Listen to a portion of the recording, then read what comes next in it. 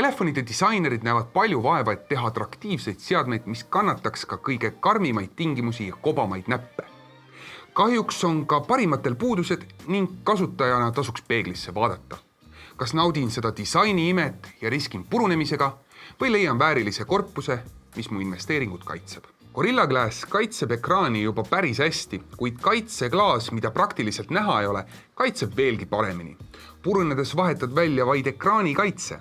Ekraanialuse sõrmejälje lugejaga tasub kindel olla, et konkreetse ekraani kaitsega see ka töötab. Selles osas on tootja poolt pakutud variandid kõige kindlam valik.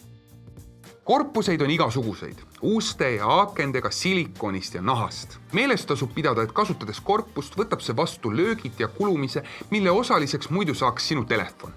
Ja naturaalsed materjalid kipuvad kiiremini kuluma. Minu pea aasta peksa saanud S22 silikoonkorpus näeb välja juba üsna räsitud. Samas telefon sees on nagu uus. Need katki kukkunud nurgad korpuses oleks muidu katki kukkunud nurgad telefonis. Kuna seadmed on kasvanud suuremaks ning meie käed veel ei ole, on korpustel igasugused rihmad ja paelad, rõngad, mis seadme kindlamini kätte fikseerivad. Lisaks on elemendid oma maitse ja värvi eelistuse järgi vahetatavad. Näiteks minu S22 korpusel rohelise rihma vahetasin välja oranži flipikirjaga rihmaga. Sealhulgas Samsungi enda korpustega on garantii, et töötab juhtmevaba laadimine ja NFC.